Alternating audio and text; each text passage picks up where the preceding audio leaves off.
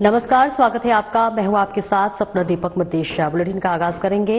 उत्तराखंड के जननायक पुष्कर सिंह धामी आंध्र प्रदेश पहुंचे। आंध्र प्रदेश के मदनपल्ली में अटल बिहारी वाजपेयी की मूर्ति का अनावरण किया। अनावरण के पश्चात विशाल जनसभा को भी सीएम ने संबोधित किया। आइए अब आपको सीधे लिए चलते हैं मदनपल्ली, आंध्र प्रदेश, जहां जननायक धामी विशाल जनसभा को संबोधित कर रहे हैं।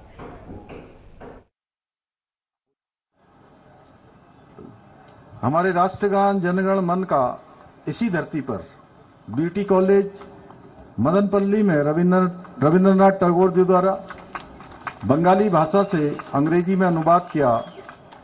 मैं देवभूमि उत्तराखंड के मुख्य सेवक के रूप में देवभूमि से चलकर आप सबके बीच में आया हूं। इस धरती को मैं प्रणाम करता हूं। राजनीति के अजात शत्रु, ओजस्वी वक्ता, कवि, युग दृष्टा और राष्ट्र नायक भारत रत्न पंडित अटल बिहारी वाजपेयी जी को भी कोटि कोटि नमन करते हुए उनको भावांजलि अर्पित करता हूं। श्रद्धेय अटल बिहारी वाजपेयी जी के जन्म शताब्दी वर्ष के अवसर पर आंध्र प्रदेश भारतीय जनता पार्टी द्वारा आयोजित अटल मोदी सुशासन यात्रा में मैं आप सभी महानुभावों का इतनी बड़ी संख्या में मैं देख रहा हूं और लगातार पिछले 2.5-3 घंटे से मैं भी लगातार यात्रा में हूं और बड़ी संख्या में लोग इस यात्रा में जुड़े हैं।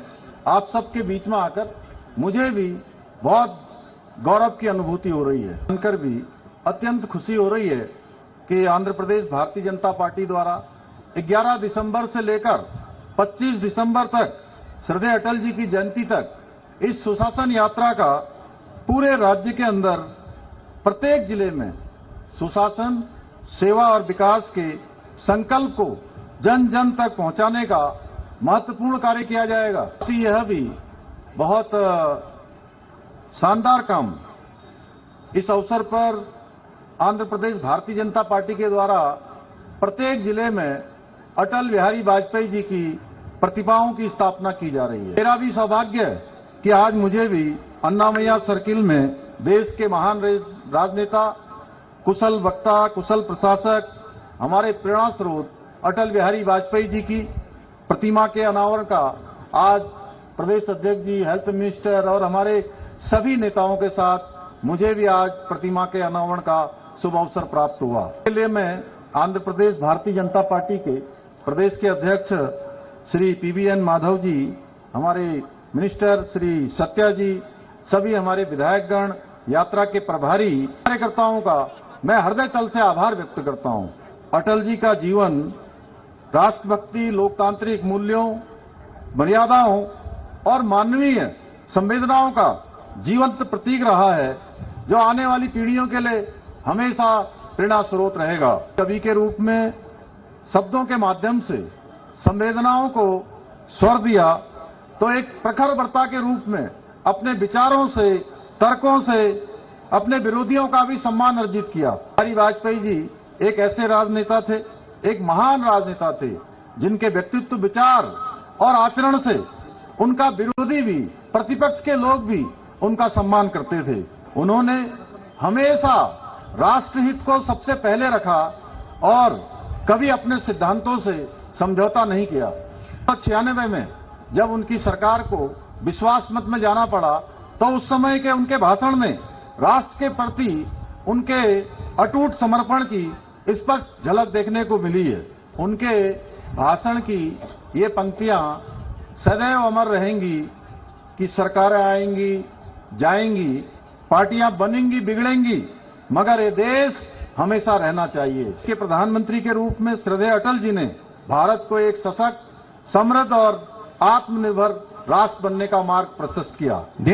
परमाणु का पोखरण का परीक्षण से लेकर स्वर्णिम चतुर्भुज योजना, ग्राम सड़क योजना से लेकर दूर संचार की क्रांति तक प्रत्येक निर्णय ने भारत को एक नई दिशा देने का काम किया। देश में सबसे पहले एक गठबंधन की सरकार का सफलतापूर्वक कार्यकाल पूरा किया और ये सिद्ध किया कि यदि एक उद्देश्य राष्ट्र की प्रगति और उत्थान का हो, राष्ट्र की सफलता का हो, तो बहुत सारे दल मिलकर भी सरकार चला सकते हैं। सुशासन और गरीब कल्याण पर आधारित एक नई क्रांति का सूत्रपात किया, जिसने अंतिम पंक्ति में खड़े व्यक्ति को भी मुख्य धारा से जोड़ने में बहुत महत्वपूर्ण भूमिका निभाई।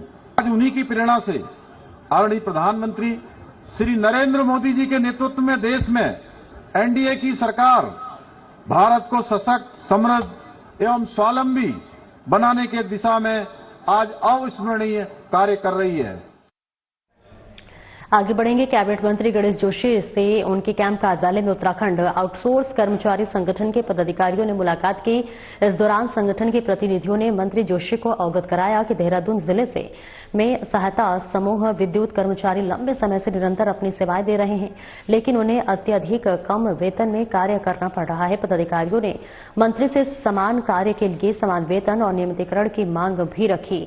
उन्होंने कहा कि इस संबंध में वह पहले भी एक बार मुलाकात कर चुके हैं। कैबिनेट मंत्री गणेश जोशी ने प्रतिनिधिमंडल की मांगों को गंभीरता सुनते हुए उन्हें सकारात्मक आश्वासन दिया और कहा कि इस संबंध में शीघ्र आवश्यक कार्रवाई की जाएगी। उन्होंने कहा कि इस बात को वह मंत्रिमंडल की बैठक रखेंगे।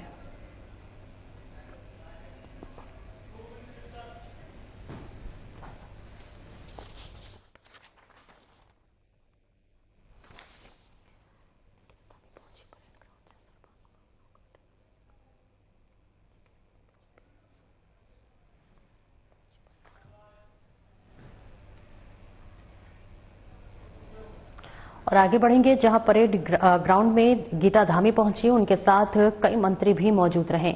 जी हां, आपको बताते चले कि जहां गीता धामी परेड ग्राउंड पहुंची हुई हैं और इस बीच जौनसार बावर के समृद्ध लोक परंपराओं से जुड़े ठौड़ा नृत्य और सांस्कृतिक महोत्सव में मुख्य अतिथि के रूप में शिरकत की। तो वहीं गीता धामी के साथ बीजेपी प्रदेश मंत्री नेहा जोशी भी उपस्थित रही। विभिन्न राज्यों से आए लोक कलाकारों ने दी रंगारंग प्रस्तुति। जौनसार परिधान में नजर आई गीता धामी।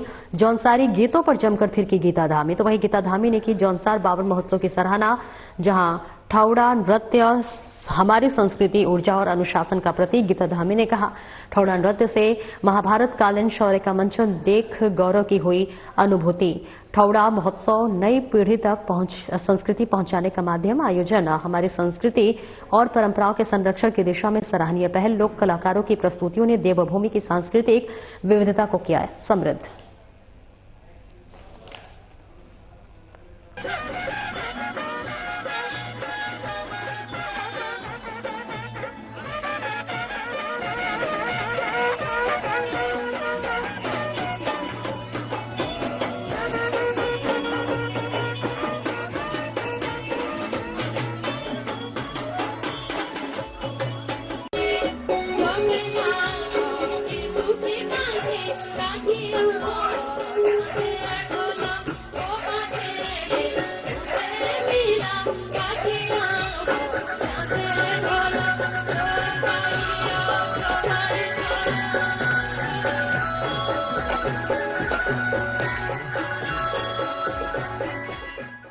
सांस्कृतिक परंपराओं और लोक कलाओं को संरक्षित करने के साथ ही उन्हें नई पीढ़ी तक पहुंचाने में भी महत्वपूर्ण भूमिका निभाते हैं।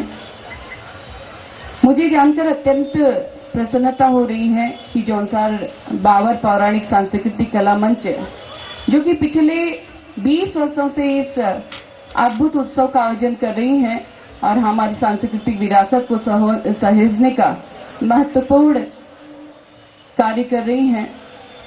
मैं इस भव्य ठौड़ा महोत्सव के सफल आयोजन के लिए कला मंच के सभी सदस्यों को बधाई देती हूं और आज इस ठौड़ा नृत्य को, जो कि हम देखने जा रहे हैं, जो कि लोक संस्कृति की जीवंतता और समृद्धि का प्रत्यक्ष अनुभव हमारे लिए होगा। मैं आप सभी को हृदयतल से आभार व्यक्त करती हूं। उत्तराखंड की भूमि केवल अपने प्राकृतिक सौंदर्य के लिए ही नहीं, बल्कि यहाँ की समृद्ध सांस्कृतिक विरासत के लिए भी जानी जाती है। हमारे राज्य के मुख्य रूप से थारू, बुक्सा, भोटिया, जौनसारी और राजी जैसी जनजातियां निवास करती हैं, जिनकी परंपराएं, लोक कला, हस्तशिल्प, लोकगीत, नृत्य और खानपान हमारी संस्कृति को अद्वितीय पहचान देते हैं।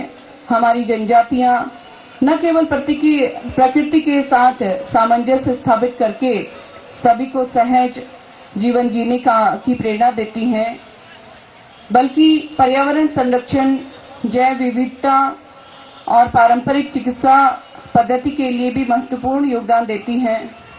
इस समुदायों की जीवन शैली से हमें प्रकृति के संरक्षण का संदेश भी मिलता है, जो आज के दौर में और भी अधिक प्रासंगिक हो गया है। और एक छोटे से ब्रेक के लिए रुकेंगे, जल्द लौटते हैं।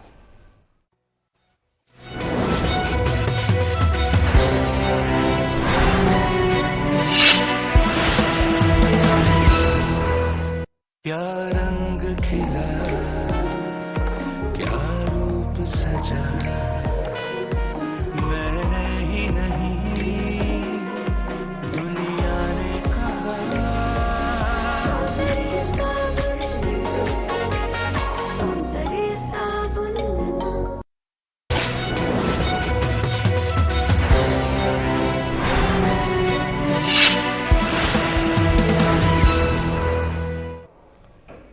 ब्रेक के बाद एक बार फिर से स्वागत है आपका। खबरों में आगे बढ़ेंगे। कृषि मंत्री गणेश जोशी ने उद्यान विभाग के अधिकारियों के साथ बैठक की।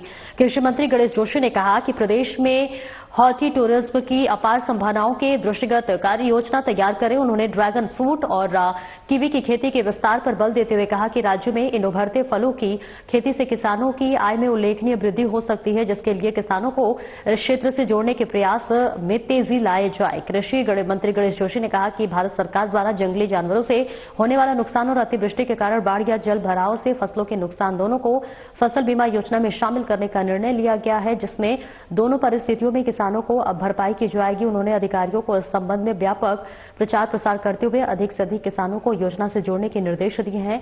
कृषि मंत्री ने इसके लिए पीएम नरेंद्र मोदी और केंद्रीय कृषि मंत्री शिवराज सिंह चौहान का आभार जताया है। विभागीय मंत्री गणेश जोशी ने इस बैठक के दौरान कहा कि राज्य सरकार द्वारा वर्ष 2025-26 के लिए सी ग्रेड माल्टा और पहाड़ी नींबू गलकल उत्पादकों को उनके फलों का उचित मूल्य प्रदान करने का निर्णय लिया गया है। उन्होंने बताया कि किसानों के हित में सी ग्रेड माल्टा का न्यूनतम समर्थन मूल्य 10 प्रति किलोग्राम और पहाड़ी नींबू का न्यूनतम समर्थन मूल्य 7 प्रति किलोग्राम निर्धारित किया गया है।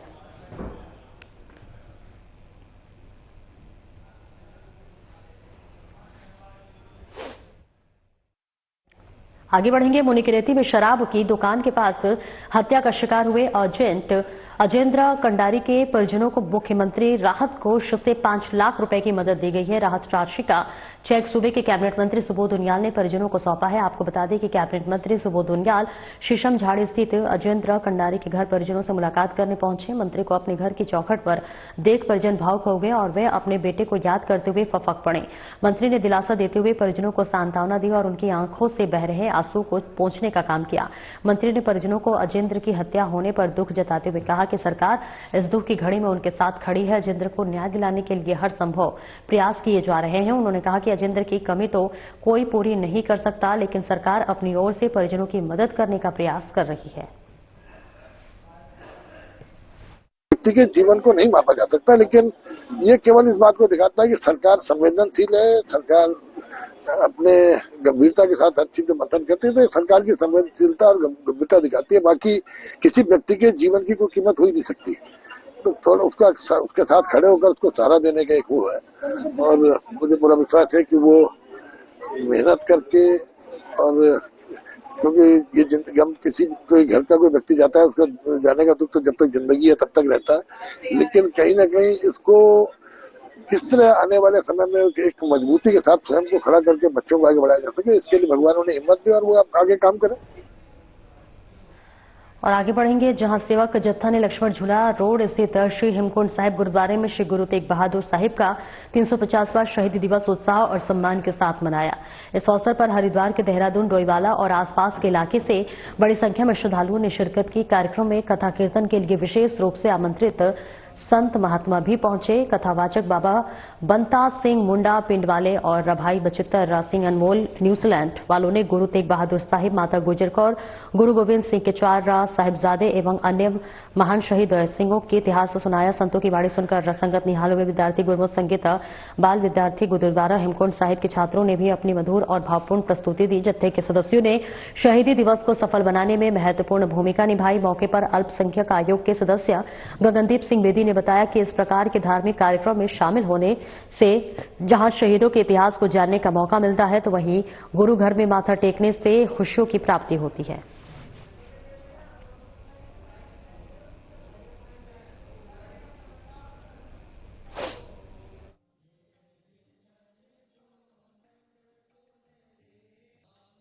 और वाको इंडिया किक बॉक्सिंग फेडरेशन के अध्यक्ष संतोष कुमार अग्रवाल पहली बार तीर्थ नगरी पहुंचे। उन्होंने त्रिवेणी घाट पर मां गंगा की भव्य आरती में हिस्सा लिया।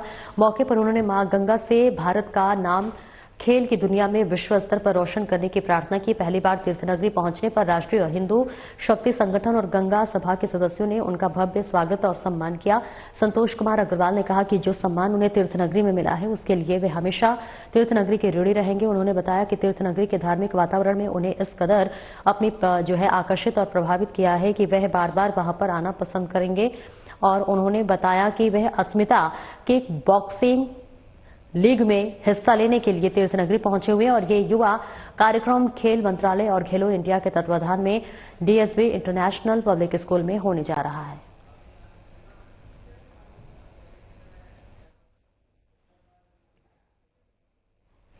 उत्तराखंड पुलिस द्वारा चलाए जा रहे नशा मुक्ति अभियान के तहत पिथौरागढ़ की थाना बलवा कोट पुलिस ने अटल उत्कृष्ट राजकीय इंटर कॉलेज के छात्र छात्राओं के सहयोग से क्षेत्र में विशाल रैली निकालकर आम जनमानस को नशे के दुष्परिणामों के प्रति जागरूक किया है। थानाध्यक्ष मेघा शर्मा के नेतृत्व में पुलिस टीम ने जागरूकता रैली निकाली। रैली के दौरान छात्र छात्राओं ने नारे लगाकर लोगों को नशे से दूर रहने के लिए प्रेरित किया। पुलिस टीम ने विस्तारपूर्वक जानकारी देते हुए बताया कि नशा व केवल व्यक्ति के शारीरिक और मानसिक स्वास्थ्य को गंभीर रूप से प्रभावित करता है, बल्कि यह सामाजिक जीवन और पारिवारिक व्यवस्था को भी नुकसान पहुंचाता है। पुलिस ने सभी नागरिकों से अपील की है कि वे नशा मुक्त समाज के निर्माण में अपना सक्रिय सहयोग दें। विशेष रूप से युवाओं से यह आह्वान किया कि वह स्वयं नशे से दूर रहें और अपने आसपास के लोगों को भी इसके प्रति जागरूक करने का प्रयास करें।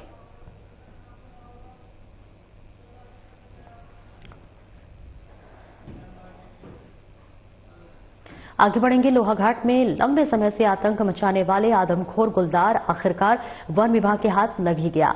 बाराकोट ब्लॉक स्थित चोयरानी के धरगड़ा टोंक में देर रात वन विभाग ने गुलदार को ट्रैंकुलाइज कर पिंजरे में कैद किया। इस कार्रवाई से स्थानीय ग्रामीणों और प्रशासन को बड़ी राहत मिली है। एसडीओ फॉरेस्ट ने बताया कि गुलदार के पकड़े जाने के बाद क्षेत्र अब सुरक्षित है। एहतियातन वन विभाग की टीम लगातार क्षेत्र में निगरानी बनाए हुए। हालांकि कई ग्रामीण इसे आदमखोर मानने से इनकार कर रहे हैं। जिला पंचायत सदस्य योगेश जोशी और ग्राम प्रधान दीपक सिंह का कहना है कि ये वह आदमखोर गुलदार नहीं है जिसने एक व्यक्ति को मौत के घाट उतारा है। उन्होंने कहा कि आदमखोर गुलदार घटनास्थल के पास आया हुआ था, जिसके पंजे के निशान मौजूद हैं। उन्होंने वन विभाग में से आदमखोर को पकड़ने की मांग की है। उन्होंने कहा कि क्षेत्र में गुलदार का खतरा अभी भी बना हुआ है। वन विभाग वास्तविक आदमखोर गुलदार को पकड़े।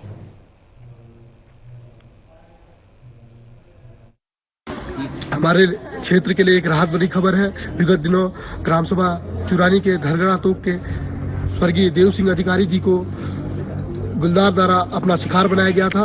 लगातार वन विभाग की गश्त एवं युवाओं के समर्पण से कल देर रात्रि लगभग 2 बजे गुलदार को ट्रैंकुलाइज कर पिंजरे में कैद कर लिया गया है। लेकिन अब यह तो तभी होगा जब डीएनए टेस्ट होगा कि यह गुलदार वही गुलदार है कि जिसने देव सिंह अधिकारी जी को मौत के घाट उतारा है या कोई अन्य है। इसकी पुष्टि तभी हम कर पाएंगे।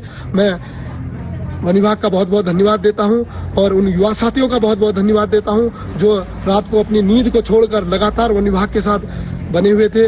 एवं मैं जिलाधिकारी महोदय का भी धन्यवाद देता हूं क्योंकि वो लगातार अब व्यक्तिगत रूप से भी परसों मंगोली पर रात्रि गश्त हो या कल भी लगातार मुझसे प्रशासन वन विभाग की टीम से लगातार संपर्क बनाए हुए थे। वन विभाग द्वारा बाराकोट और उधमडुंगा के बीच में एक गुलदार को पकड़ा गया है। लेकिन ठीक है, उसके लिए वो वन विभाग की पूरी टीम को मैं धन्यवाद देता हूं। और साथ ही एक पिंजरे को ग्राम पंचायत जो मिर्तोली के ओखलंदा और मिर्तोली के बीच में लगाया गया था, उस पिंजरे को वहां से निकाल के वो अनंत भेज दिया गया है। लेकिन कल उसके बाद जब हम लोग शाम को जा रहे थे, बाराकोट से मिर्तोली की ओर जा रहे थे, मुख्य सड़क से लगभग 20 मीटर नीचे गुलदार दिखाई दिया। हम लोगों ने वहां पे देखा, लेकिन हो हल्ला करने के बाद फिर उसके बाद गुलदार भाग गया। लेकिन मेरे विभाग से निवेदन है कि आप लोग पिंजरा वहां पे फिर लगाने की कृपा करें, और ताकि वहां की जनता के लिए जो समस्याएं बनी आ रही हैं उस समस्याएं से निदान हो। और साथ ही साथ आज जैसे हम लोग आए, लेकिन आज कोई भी वन विभाग का वहां न कर्मचारी है, न ही वहां पे पिंजरा दिखाई दे रहा है। और जिला विधिक सेवा प्राधिकरण के तत्वाधान में चंपावत जिला न्यायालय परिसर में राष्ट्रीय लोक अदालत का सफल आयोजन किया गया है। इस दौरान बड़ी संख्या में लंबित मामलों को आपसी सुलह और समझौते के आधार पर निपटाया गया, जिससे वादी और प्रतिवादी दोनों को त्वरित न्याय और कानूनी राहत मिली है। लोक अदालत में कुल 100 से अधिक विभिन्न प्रकृति के मामलों का निस्तारण किया गया। इस पहल से न केवल न्यायालयों पर मुकदमों का बोझ कम हुआ है, बल्कि लंबे समय से न्याय की प्रतीक्षा कर रहे पक्षकारों को भी त्वरित और सस्ता न्याय मिल सका है। लोगों ने इस आयोजन की सराहना की है और कहा है कि आपसी सहमति से विवाद का हल होने से जो है समय और धन दोनों के लिए बचत हुई है। जिला विधिक सेवा प्राधिकरण ने आयोजन को सफल बनाने के लिए व्यापक इंतजाम किए हैं, जिसमें न्यायाधीशों, अधिवक्ताओं और न्यायिक कर्मचारियों ने महत्वपूर्ण भूमिका निभाई है। प्राधिकरण नई दिल्ली और माननीय राज्य विधिक सेवा प्राधिकरण नैनीताल के आदेशानुसार हम राष्ट्रीय लोक अदालत का आयोजन कर रहे हैं, जो इस 2025 वर्ष की अंतिम लोक अदालत है। इसका उद्देश्य ये है कि जो इस प्रकार के मामले हैं जो सुलह समझौते के आधार पर तय हो सकते हैं, मोटर वाहन अधिनियम से संबंधित मामले जिसमें लोगों के चालान ओवर स्पीडिंग हेलमेट के होते हैं, उनको न्यूनतम धनराशि पर तय किया जाता है। मोटर वाहन दुर्घटना से जुड़े हुए जो लोगों के क्लेम हैं उनको समझौते के आधार पर इंश्योरेंस कंपनियों के मामलों में जल्दी निपटाया जाता है। इसके अलावा इलेक्ट्रिसिटी में जिनके चालान हो जाते हैं उन मामलों को सुनवाई में लिया जा रहा है। चेक बाउंस के मामले हैं, इस प्रकार के सभी मामलों की त्वरित कार्रवाई हो रही है। और आगे बढ़ेंगे, जहां आपको बताते चले कि खेल मंत्री मनसुख मांडविया पहुंचे हुए हैं पौड़ी। जी हां, सांसद खेल महोत्सव का वहां पर जो है उद्घाटन किया गया है। केंद्रीय खेल मंत्री मनसुख मांडविया पहुंचे हुए हैं पौड़ी। खेल मंत्री ने मंच से अपने संबोधन में सीएम धामी की जमकर तारीफ की। सीएम धामी के नेतृत्व में उत्तराखंड बढ़ रहा विकास की ओर, प्रदेश में हो रहे अभूतपूर्व कार्य, पुष्कर पर है पीएम नरेंद्र मोदी का आशीर्वाद, प्रदेश की जनता को मिल रहा धामी और मोदी के जोड़ी का लाभ। सीएम धामी है पीएम मोदी के सच्चे सिपाही, हम सब साथ मिलकर एक नया भारत के निर्माण की दिशा में बढ़ रहे हैं आगे। तो देखिए तस्वीरें आपको दिखा रहे हैं, जहां पर पौड़ी पहुंचे हुए हैं केंद्रीय खेल मंत्री मनसुख मांडविया। सांसद खेल महोत्सव का उन्होंने उद्घाटन किया। इसके साथ ही खेल मंत्री ने मंच से अपने संबोधन में मुख्यमंत्री पुष्कर सिंह धामी की जमकर तारीफ की। तो वहीं सीएम धामी के नेतृत्व में उत्तराखंड बढ़ रहा विकास की ओर, उन्होंने कहा कि प्रदेश में अभूतपूर्व कार्य हो रहे हैं। पुष्कर सिंह धामी पर है प्रधानमंत्री नरेंद्र मोदी का आशीर्वाद, तो वहीं प्रदेश की जनता को मिल रहा है धामी और मोदी की जोड़ी का लाभ। सीएम धामी है पीएम मोदी के सच्चे सिपाही और हम सब साथ मिलकर एक नया भारत के निर्माण की दिशा में आगे बढ़ रहे हैं। तो केंद्रीय खेल मंत्री देखिए पौड़ी पहुंचे हुए हैं और तमाम बातों का जिक्र करते हुए नजर आए। पुष्कर सिंह धामी के कार्यों की सराहना की।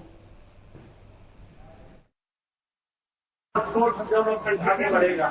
हमारे पुष्कर जी की मेहनत से हमारे उत्तराखंड में बहुत कुछ विकास कार्य आगे बढ़ रहे हैं। जिसको मोदी जी का आशीर्वाद है, मोदी जी का समर्थन, दोस्तों हम सब साथ में मिलकर एक नया भारत का निर्माण की दिशा में आगे बढ़ रहे हैं सब। फिलहाल इस बुलेटिन में इतना ही, लेकिन जाते जाते एक नजर हेडलाइंस पर।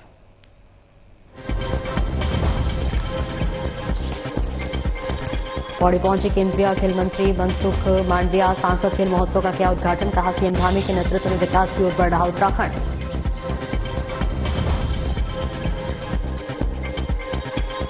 अजेंद्र कंडारी के परिजनों को मिला 5 लाख रुपए का चेक, मुख्यमंत्री राहत कोष से मिला 5 लाख रुपए की मदद, कैबिनेट मंत्री सुबोध उनियाल ने सौंपा चेक। गुरु तेग बहादुर का 350वां शहीदी दिवस, श्री हेमकुंड साहिब में मनाया गया शहीदी दिवस, विदेश से आए संतों ने भी लिया कार्यक्रम में भाग।